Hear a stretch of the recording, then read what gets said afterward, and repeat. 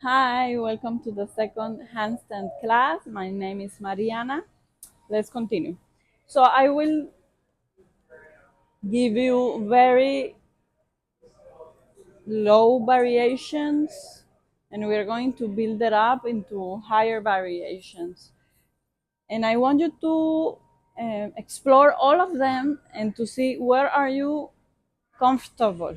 Yeah, because we don't want to push this too much because we can start to get some injuries on the wrist, on the elbows, sometimes in the shoulders. So you know your body.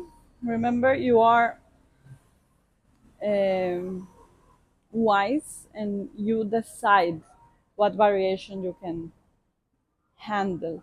So let's go to the first variation of the handstand, which is the down dog.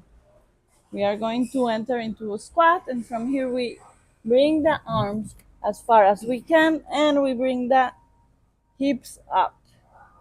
We can start to walk a little bit, and it's okay if you need to bend the knees. But from here, let's start to open the shoulders, closing the ribs, and we can hold this position for 30 seconds to 1 minute.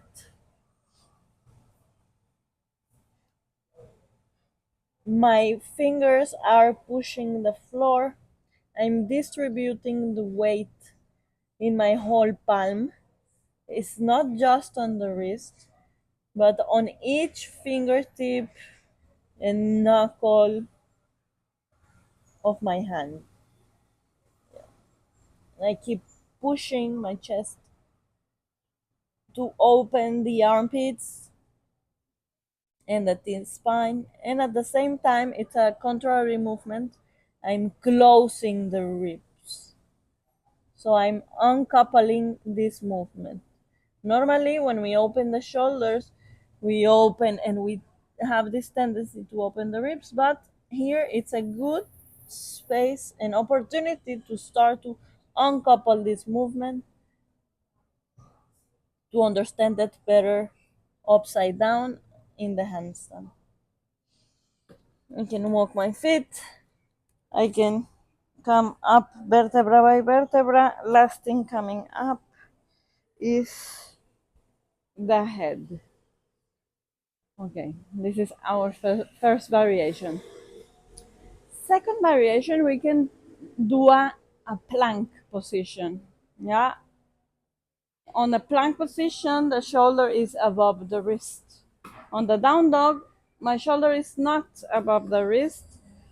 So now we enter into the plank and we feel this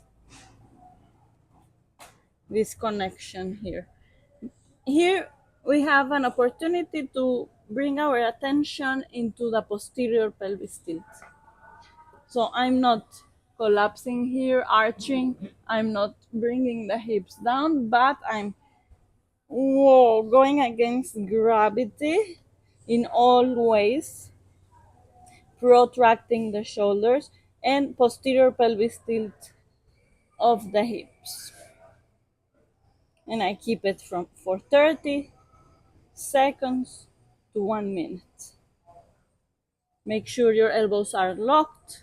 Make sure you are distributing the weight properly through all the palm fingers, and that your belly is in and keeping the posterior pelvis. Bring one knee forward and the other one. Sit on a kneeling position and breathe. You can have a rest. You can always stretch to the opposite side your wrist, because we are working on this side with a handstand, down dogs, or planks positions. So we can do the opposite here and there, especially if you feel tension or pressure. At any time, if your body requires, move the wrist, stretch the wrist, do some circles, shake the wrist.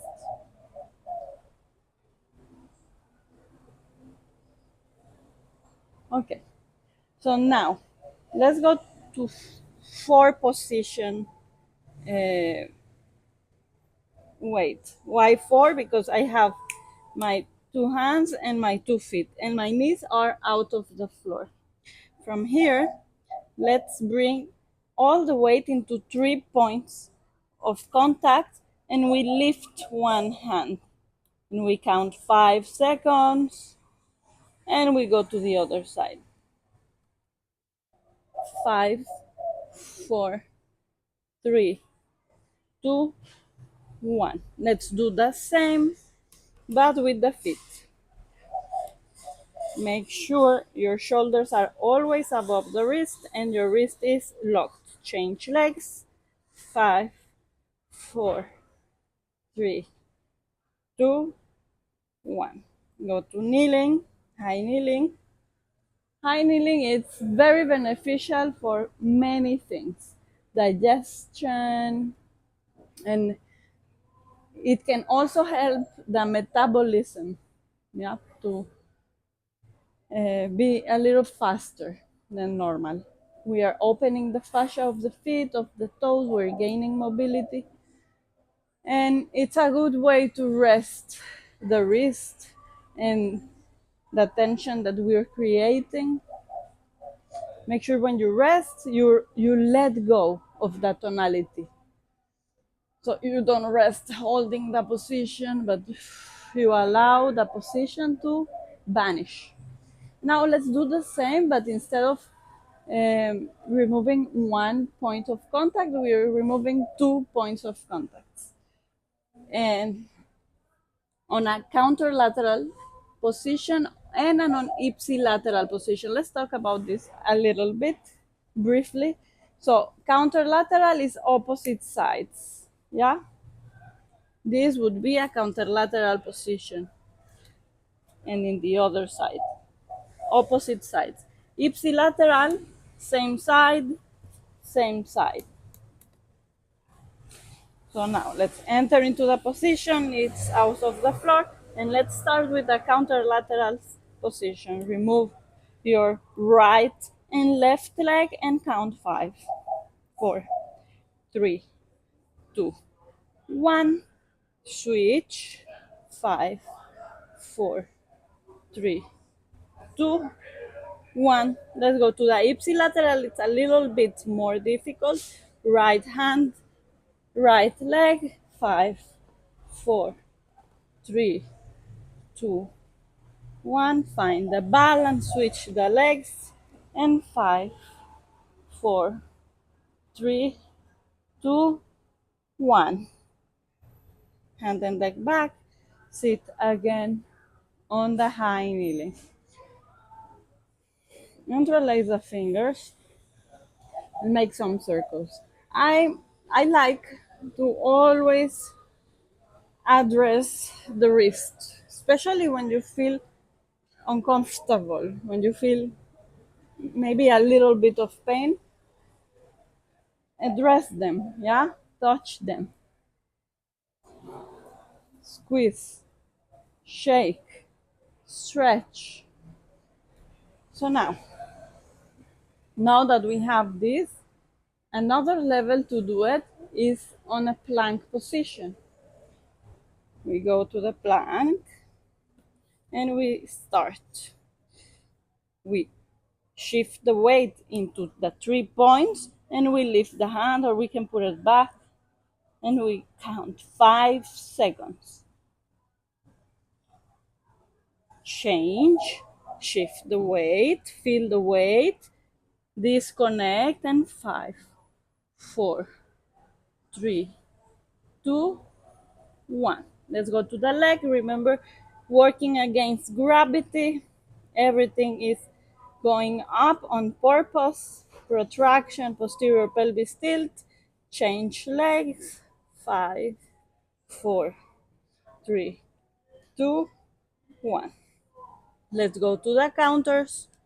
5, 4, 3, 2, 1. And switch. 5, 4, 3, 2, 1. Let's go to the IPSY. You can also use the other hand to help to keep the balance. Switch, or you can try and balance without the help of the other hand. Go to the squat. This is another resting position.